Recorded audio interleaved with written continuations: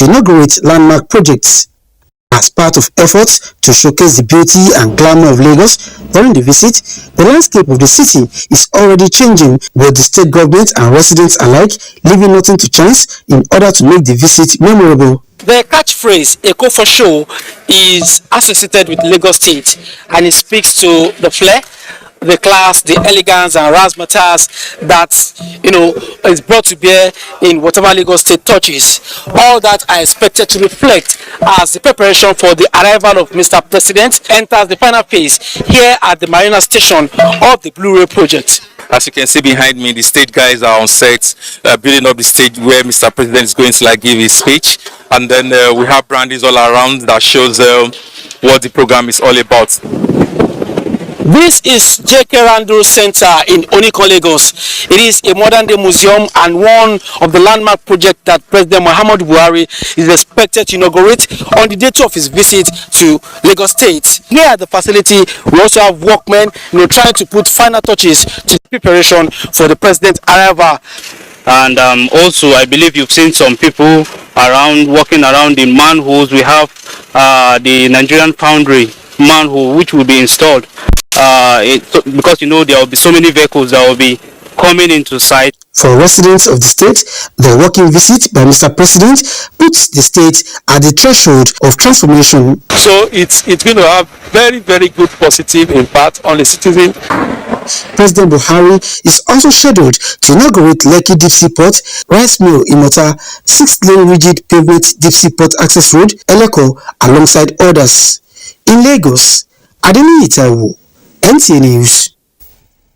Nigeria's fortune in the maritime industry is set to change from losing billions of naira annually to cargo diversion to generating close to $361 billion within the period of concession of the Lekki Deep Sea Port. Michael Olale reports that this potential will be unlocked once President Muhammadu Buhari cuts the tape, signaling the commencement for commercial operations.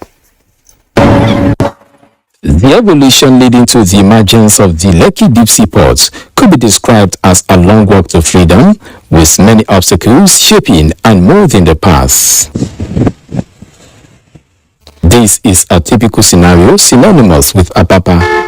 It is a frustrating experience for truck drivers like Idowu Daminari, who must endure for months just to gain access into the ports. My wife gave birth on the 22nd of last month. I have never set my eyes on the baby, all because of the condition of this road. Pathetic as it might sound, there are multiplier effects associated with the development, as yard occupancy translated into congestion and diversion of Nigerian bank cargoes to neighboring countries.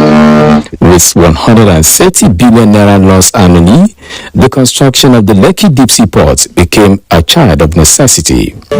From 2020, when the project officially started, these 50 hectares of landmass covering the first phase of construction has been transformed. This, like you know, should be the pride of all Nigerians. The first deep sea port in West Africa. Everything you want in a port is here. The ability to handle large vessels, as experimented with the basin of Chinkwa 28, is boosted by 16.5 meters draft and a turning cycle of 600 meters, which are unique to Lekki Deep Sea Ports. The capacity of phase 1 is 1.2 million. Basically, that is equivalent to the entire capacity in Lagos today. Phase 2 will take it to 2.7 million, which will actually exceed the entire capacity for the Nigerian ports. Lekki is being constructed intentionally to reduce human interference. The port, of course, naturally is going to have access control gates. It means that if you do not have any business in the port, you will not come in. Estimated to create close to 170,000 jobs once operational, the reality presented by Lekki in terms of digitization of processes and prompt clearing of cargoes is exciting to key players. It's a huge investment for the country, and definitely we will reap the fruits. A very good thing that has happened to freight forwarders, because a lot of vessels will be coming in and they will have enough space to accommodate all of them. While the first deep sea port in Nigeria awaits full operation, the surest bet here is that more are coming on board, and these has set a benchmark for their operationalization. In Lagos, Michael Olaleye, NTA News. Well, now you know the fortune is about to unlock once the inauguration of the Lekki Deep Sea Port is done by President Muhammadu Buhari any moment from now. And while we wait that, we join our correspondent, Adeni Taiwo, who is at the Lekki Deep Sea Port, one of the places scheduled for the president to visit to inaugurate this big project. Adeni, tell us what the atmosphere is like from where you are right now. Thank you, Ruth. It is a sunny day on this historic, day here at Lekki as we await the inauguration of Lekki Deep Sea Port by President Muhammadu Buhari. If you look at the background, you can see that the mood here is, permit me to use the word groovy, because people are happy about the potential that this project has for the maritime industry and other sectors of the economy. I overheard Michael during his report talking about attributes of this project that has been described as a game changer, but I won't be talking about that because I have beside me people who are qualified to talk about it. First to speak is the Chief Operating Officer of Lekki Port, Mr. Lawrence Smith. He was one of those who worked on the project, and I heard that Mr. Lawrence Smith here is married to a Nigerian. So, Mr. Lawrence, how are you doing? I'm very well, thank you. Okay, like I said, you are part of this particular project. Give us a sense of how you are feeling having seen this project delivered. I think I'm feeling euphoria. It's a wonderful day for Nigeria and the maritime industry in its entirety. Some of the equipment we see here today are the largest that we've ever seen in Nigeria, and it's a game changer, as you say. It's an economic enabler for the people of Nigeria. It will bring prosperity and jobs to the region. I believe it's a great day. I'm very, very pleased to be here today. Okay, the president will inaugurate it in a short while. From that point on, what happens? From that point on, we have a vessel alongside today that will go, and then we'll start economic operations around about the end of March, April. Thank you very much, Mr. Lawrence. I also have standing by with me the honourable member representing Ibeju Lekki at the Lagos State House of Assembly. Honourable, thanks. At the National Assembly. Honourable, thanks for joining us. How are you? My name is Honourable Bayo Balogun, member representing Ibeju Lekki Federal Constituency, the economic and industrial hub of Nigeria today. Oh, I saw you saying that with pride. Yeah. Probably because of this project and some other ones. And because I was actually part of this when Ashwaju came up with this vision. This is one of the testimony of Ashwaju's vision. I was the chairman of the local government. I signed the MOU, signing the agreement between the community and the projects. So today, seeing the project coming up today is a vision that's become true. And one of the reasons why we say Nigeria need visionary leadership. We bring visionary leadership that can also have a association plan to ensure that whatever is planned can come to fruition. Perhaps you can talk about the benefit of this project to your people now. Yes, because this alone has actually impacted the economy. There's no been saying the value of properties around here have gone up. There are a lot of economic activities going on around this area. Properties are springing up around this area. The multiplier effect is enormous, and these are part of the reason that when you bring in projects, when you are able to put projects that would stand test of time, this is the kind of a project we can talk of. And in Nigeria, we never forget this project because it's going to add value, and it's already adding value. And if you look at the binary to itself on the other side of the road. Okay, it seems to be having poor signal there, but our correspondent Adeni Tao giving us update at the Lekki Deep Sea Port there, having some chit chat. Okay. I believe in the next 2 years, Nigeria economy will change for the better. Thank you very much, Honourable. All right, you had the man talking about the projected impact of this project. This is the first phase of the $1.5 billion project, and of course, as time moves on, we expect that other phases of the project will for Lagos. It is a historic day for Nigeria, and of course, players in the maritime sector are excited about today. Ruth. Thank you very much, Adini. You've said it all, and it's a pride not just for Lagosians but for Nigerians as a whole. Thank you. All right, let's turn to other issues. More than 200,000 commuters are expected to enjoy daily train ride from Marina to Mile 2 axis of Lagos-Badagry Expressway when the Blue Line rail system becomes fully operational.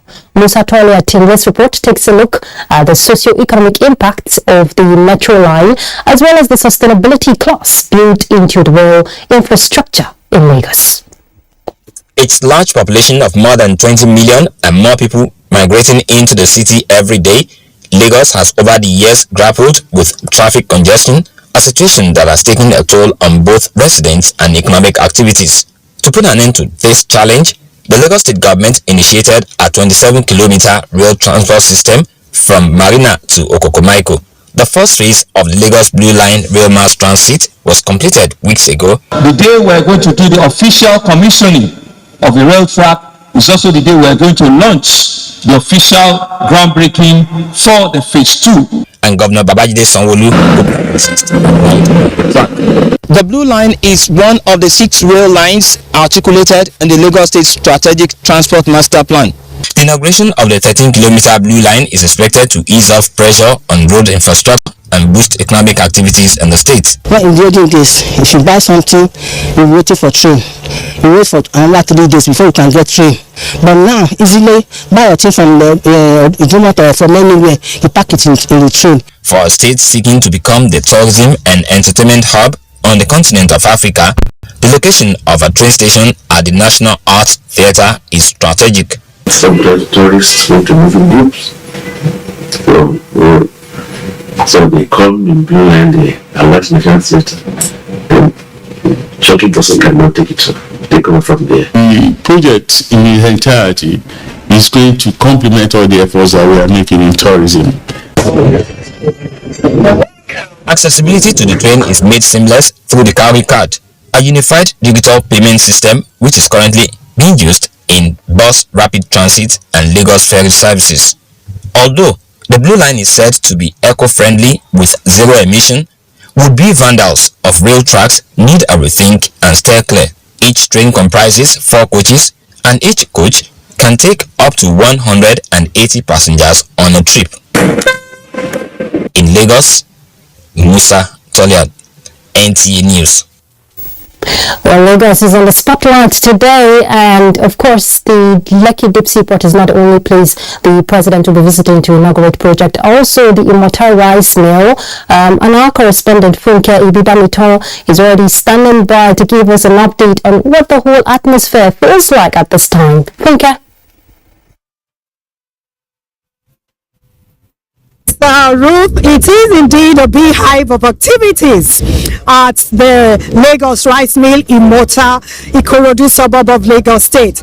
I must tell you that it is fun, it is excitement all the way, as the people expect President Muhammadu Buhari to be on ground in the day to inaugurate this very huge, gigantic project.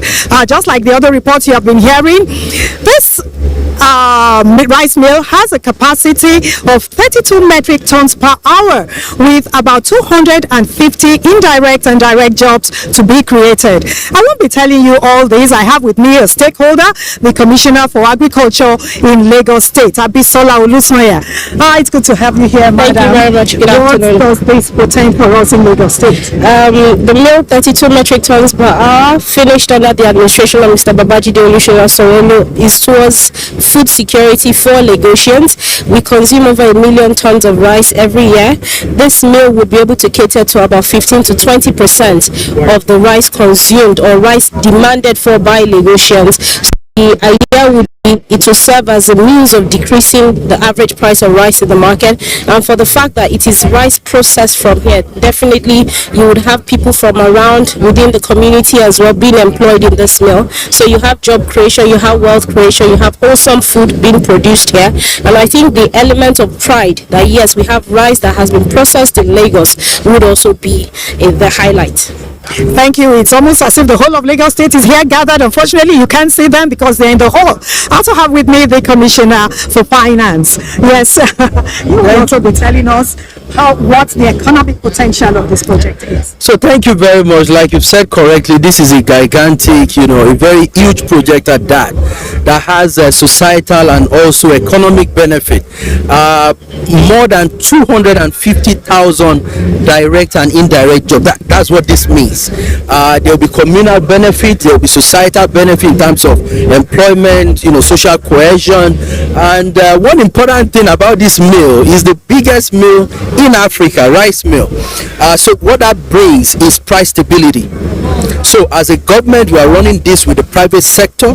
So we ensure that food security is there, as the Honorable Commissioner Agric has mentioned, but also price stability, so people will know that. One of those who love to eat rice are the children. Jenyo, yes. What do you see about this project today? This project will provide like 250,000 direct and indirect jobs for Lagos citizens. Rice? I love rice, of course. Rice. This project will also provide food security for Lagos citizens and Nigeria. Thank you so much, Jenyo. Thank you so much. So, Ruth, you can see that it's a lot of activities here. We'll be reaching you later with the inauguration proper. Thank you for joining us at Imota. Thank you very much, Ruki. I also love to eat rice. So this is really huge, not just for Lagosians, but for Nigeria. And we must commend the state government for this laudable project. Let's turn to some other issues. Nigeria's role in strengthening development and growth of the economic community of West African states, ECOWAS, has received a further boost with the official inauguration of the building housing the country's permanent mission to ECOWAS in Abuja. Now, this enhances the functionality of Nigeria's activities to ECOWAS as a multilateral mission similar to that of Addis Ababa, New York, and Geneva. Oyeyemi Ajayi will tell us more. And now, the Nigerian Permanent Department in the heart of Asokoro, where it carried out its responsibility but with limited capacity.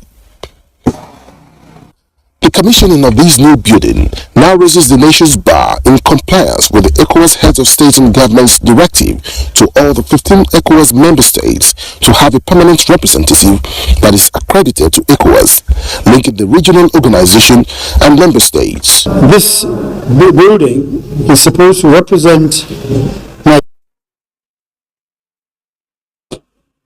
we have a permanent representative, and we thought it should have a befitting office to operate from. Well, you recall that in most countries, Nigeria used to rent offices to serve at its mission. But here, we made a giant stride for us to acquire and serve as a link between ECOWAS and the government of Nigeria. All issues regarding ECOWAS, both thematic and sectoral issues that ECOWAS is dealing with, the mission would need those activities.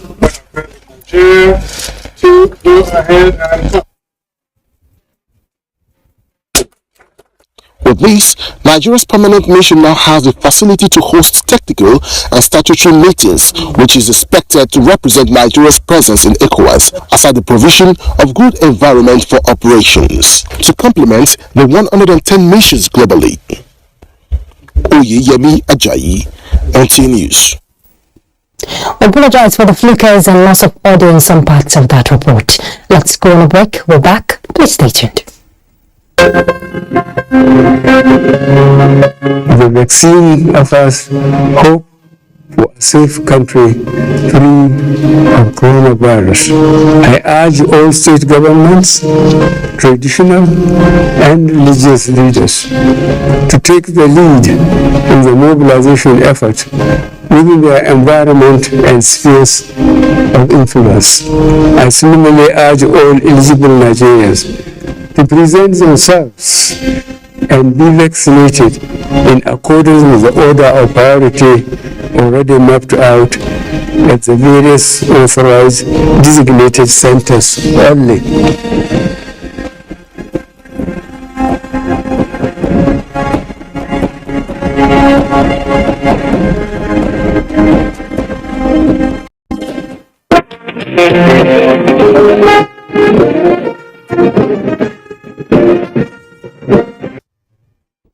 Welcome back. Members of the public have been reminded to deposit all ordinary notes in the bank on or before the deadline of 31st January 2023. Branch Controller, Central Bank of Nigeria, Yenagoa, made the call during a sensitization outreach in Yenagoa, where he added that the deadline will not be extended. Ebinimizi Timiola reports. With barely 11 days to the deadline of 31st January 2023, when the old Naira notes of 1,000 Naira, 500 and 200 Naira will cease to be a legal tender, the Central Bank of Nigeria is intensifying its sensitization campaign. Led by the branch controller, Yenagoa, officials of the CBN were at the Swale Otro Modern Market to enlighten the traders on the need to embrace the redesigned Naira notes. It said the notes were redesigned to check inflation and money laundering, among other benefits. It's a well-timed program because, as you can see, we have been enlightened on how to use the money, how to differentiate the fake from Traders who appreciated the CBN for the sensitization, however, expressed worry as some banks are still dispensing the old Naira notes. What I benefit from it is because of the new Naira note has come up, and the government already given mandate that at 1st of this January is going to be terminated close. This one they are telling us that change money, yes, we accepted it, and to make the money not to be abused the money, yes, we accepted it. We still go to the bank, they are still giving us the old money, and they said the old money, they are not going to collect the old money from the end of this month. The CBN officials had earlier carried out on-the-spot check on banks in the metropolis to ascertain the level of compliance with the CBN directive. Yenagoa, Ebinimi, Temiola, NTA News. Alright, let's take sports update. While Eagles head coach Ladan Boso is optimistic his side will secure a place at the 2023 FIFA Under-20 World Cup as they have enough time to prepare. The idea is nobody knows who, but you have to go for proper preparation. When you prepare well, the first time you get it, you are almost halfway to go. The 7-time champions will take on their Zambia counterparts, who have also qualified for the Under-20 AFCON in 2 warm-up games in Abuja later this month. The team will then embark on a training tour of Morocco, from where they will proceed to Egypt for the Under-20 AFCON to face 11 others. The 4 semi-finalists will qualify for the Under-20 World Cup in Indonesia later in the year. Meanwhile, former female athletes of Nigeria rolled back the years as they demonstrated in different sports as part of activities to mark the Maiden Afan Awards for female athletes in the 1960s and 1970s. 35 former female athletes received their awards Saturday night at the ceremony in Abuja, while others who could not make it to the event will be reached later. I'm a winner of gold medal. I've never won silver in my life. And finally, Novak Djokovic will continue to bid for a record-extending 10th Australia Open men's singles title against home favourite Alex de Minaur in the 4th round on the 8th in Melbourne. The former world number 1 defied ongoing hamstring troubles to beat Gregor Dimitrov in straight sets and record his 24th successful win at the Grand Slam. The 35-year-old Serb is bidding to reach his 13th quarter-final at Melbourne Park, where he has not lost since 2018. The reigning Wimbledon champion can return to world number 1 if he wins a record equaling 22nd major men's singles title, but he must first overcome 23-year-old Australian de Minaur and a partisan home support. With sport updates, Clement Olorutoba, NT News. That's Panorama. Thank you very much for your time. Do well to stay tuned to NTA for the strategic and important visit of President Muhammadu Buhari to Lagos State for the inauguration of key projects. Bye.